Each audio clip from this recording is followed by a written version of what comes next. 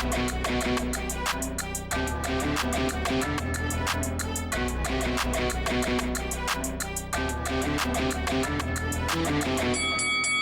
guys, welcome to Boxing Squared for boxing news and views from around the internet. And another heavyweight news and notes mashup video today, starting with what looks like a ray of light in what is the dank, dark cesspit of the heavyweight division, which it often feels like as a heavyweight boxing fan. It looks like Filip Hrgovic may have found a foe for the IBF final eliminator, which they've been searching for a year straight.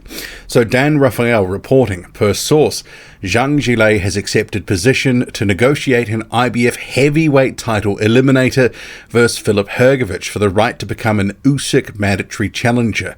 Negotiations are underway. Dempsey McKean, rated ahead of Zhang, was also offered the chance but turned it down. #boxing. And McKean, of course, has an upcoming fight on a matchroom card. He is facing Ariel Bracamonte, so that's probably why he turned it down. But Hrgovic and Zhang, it always felt like it was going to come to this because no one just seemed that interested to take it. And while people are claiming injury and other things, the reality is the money hasn't been there, and people don't want to take a big risk for short money. But I said a while ago that I felt someone in the position similar to Hrgovic that needed this opportunity was going to take it. I thought potentially that could have been a Murat Gassiev because he's really nowhere in the heavyweight division right now, but he's injured. Zhilei is stepping up. He is going to take the fight. And given that both these guys are co-promoted by Matchroom, they've both been fighting in the United States, seemingly this is an easy fight to make. If it does go to purse bid, it should be a 60-40 split to Hrgovic. But you would think, given it's effectively an in-house fight, probably going to be on DAZN in the United States, it should be a fight that can be made. But I guess the question is for when. And also, a lot on the line for both here. Zhilei, 38 years old, aging on the vine, a real slow burn career. This is the biggest test and opportunity of his career. He needs to embrace it with both hands. Filip Hrgovic, the same. You know, he's been facing basically a treadmill of opponents that are sort of roughly about the same sort of level for 2 years now. We've been wanting step-ups, incremental step-ups to make sure that he's ready for the time that he gets a big opportunity, to fight for a title or, something approaching a title. Is he coming into this a little bit underdone? He's looked a little unmotivated in some recent fights. Certainly the conditioning hasn't been as good as earlier in his career. But you would think that a final eliminator is going to be motivation enough.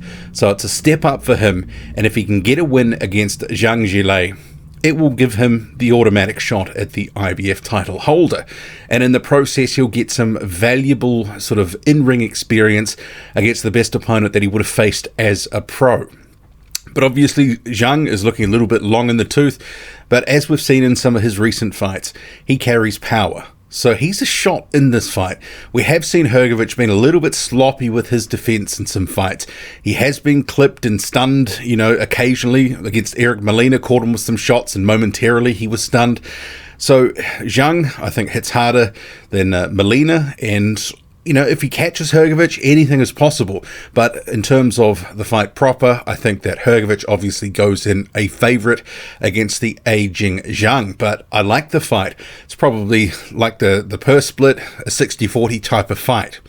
But moving on, you've got Eddie Hearn confirming that a contract for Dillian Whyte versus Tyson Fury has now been received by Whyte and his team. And you might be asking, well, how does Eddie Hearn factor into this? What's his sort of involvement, given he's not running the promotion? Whyte only needs him on a fight-by-fight basis, and this is not a promotion that Hearn is having. So he gets into this with TalkSport, but of the contract, he says it's been received, so it's being reviewed now by Dillian's lawyers. I've got a meeting with him tomorrow. In purse bids, it's a simple bout agreement, so it depends what comes with the contract that's been sent. I don't envisage many problems. And responding to questions about his involvement in the fight, Hearn added, I've got no involvement. I lost the purse bids. I work fight by fight with Dillian. He's a close friend of mine. I guess my involvement is whatever he wants me to do in the fight. We talk to his team virtually every day. we have done for the entire last 2 months. But Frank won't really want me involved in the promotion, which is no problem. I've got enough on my plate if they don't want me to help in the promotion. So I'll sit down with Dillian and say, what do you want me to do?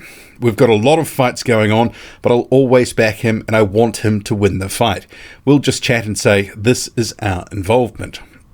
So I guess his involvement, true involvement, yet to be established.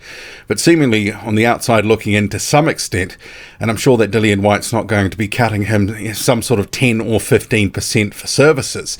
It'll be a much reduced rate, you'd imagine. But actually, this whole fight-by-fight caper that Dillian Whyte has been running, this whole gambit that he's had managing himself and doing these fight-by-fight arrangements, you could probably say that he's actually saving himself some significant money here for himself. Meanwhile, Eddie Hearn, also talking to TalkSport, has said that Luis Ortiz and Derek Chisora, that there are some talks underway for a potential fight.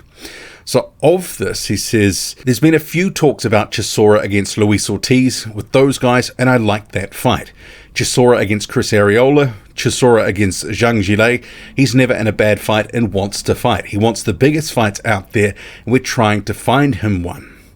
I guess I would sort of comment on the PBC side. Arreola, Hearn has just been throwing his name around like candy in the past 6 to 12 months. He is a PBC fighter on contract, as I understand it. Same for Luis Ortiz. So unless they're off contract and willing to come to the UK, no PBC involvement, it's not going to happen. The mention of Ortiz and Arreola just to me feels like a bit of a pipe dream. Maybe Chisora has to go over there to get those fights if he really wants them. And as for Zhang Zhilei, well, it sounds like he's going to be out of commission as well. But it is an interesting question. What do they actually do with Chisora next? Because he's not going to get a Dillian Whyte fight. We've already been there, done that, got the postcard a few times. There's not going to be a Joshua fight. We've seen Parker and Chisora a couple of times. He's fought other guys previously. What is really there? But I guess you could say there is the possibility, of a decent paycheck for someone, but who is that someone? Maybe a Robert Helenius rematch at some point. That could make sense, but right now Helenius seems to be tied to PBC. So it is a question, what can they really do for Chisora? Maybe there ends up being no big fight for him in 2022. The unbeaten Kazakh heavyweight Ivan Dychko, who's currently 11-0, has signed with promotional company Probellum. So you can see here the press release welcoming Ivan Dychko. We've got some quotes here from him saying, "I'm delighted to be working together with Bulldog Boxing and Probellum. I'm 100% sure that they will help me become world champion. I'm grateful in their trust of me, and together we will make history." We are obviously very pleased to announce the co-promotional signing of Ivan Dychko, a very talented boxer with a bright future ahead of him, added Richard Schaefer, president of Probellum. The fact Ivan is undefeated since turning professional, winning all 11 of his fights via knockout, speaks volumes about the skills and attributes he possesses. I guess we'll sort of wrap it up there. I would say that Ivan Dychko has been one of the biggest disappointments in the heavyweight division in recent years. It's been a real failure to launch situation. A guy who was a back-to-back bronze medalist at the 2012 and 2016 Olympics has basically gone so far under the radar, he's been subterranean in recent years. Disappointing matchmaking for the most part, inactive, just hasn't been anywhere. And then obviously that most recent fight against Alexander Ustinov, which was highly suspicious and ended in weird circumstances in the first round. Ustinov buckled seemingly by a jab and a towel comes in. Certainly was suspicious to those who were watching the fight. Anyway, I think that could be good for him if he can manage to get out on some cards more frequently. It can only be a good thing, this link up. So let's hope that we will see him soon and that this relationship, this link up with Probellum pans out, because for Dychko, he needs it. The Polish heavyweight Mariusz Wach has announced a further fight which he'll be in, and this is going to be in April. He'll be facing Marcin Brzezinski.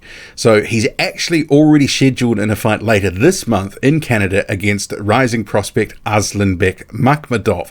But clearly he's entered this sort of, weird crossover territory where he's no longer a contender. He effectively is a flat-out journeyman, trying to get paydays at the back end of his career post 40 at this point. But, you can't blame him trying to cash in, cash out while he can. Meanwhile, another journeyman, Pavel, who's been beaten by the likes of Makhmudov recently, also Filip Hrgovic, Nathan Gorman, Hughie Fury, others, he'll be facing Tomas Salek in March, and this is going to be for the CUBP Heavyweight Championship of all things. And just rounding out this heavyweight news and notes mashup video, so Steve Robinson, the British prospect who lost over this past weekend to Shane Gill, an unheralded guy who turned pro after having some sort of off-license fights, etc. Robinson says of the loss, and I'll just skip to the part, he says, "We fall so we can learn to pick ourselves up. Without failure, there is no success, whether that be in sport, life, business. It's not how hard you hit, it's about how hard you can get hit and keep moving forward. I want to thank my team and sponsors so much, and Boxer for the opportunity. I will bounce back. A loss is just another chapter of the story. Thanks everyone once again. The comeback is better than the setback, they say." So certainly in the clip, which is 5 minutes long, so that's why I haven't chosen to, it's not a 40-second, 20-second type clip just to bang out. He does obviously sort of, cast a bit of a somber sort of mood through the clip, thanking his fans.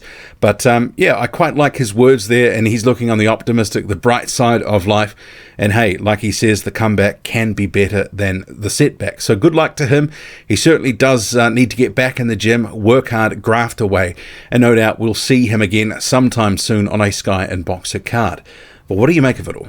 Drop a comment, loud and often. Hit like, hit subscribe. Follow me on Twitter, boxing_squared. I'm out.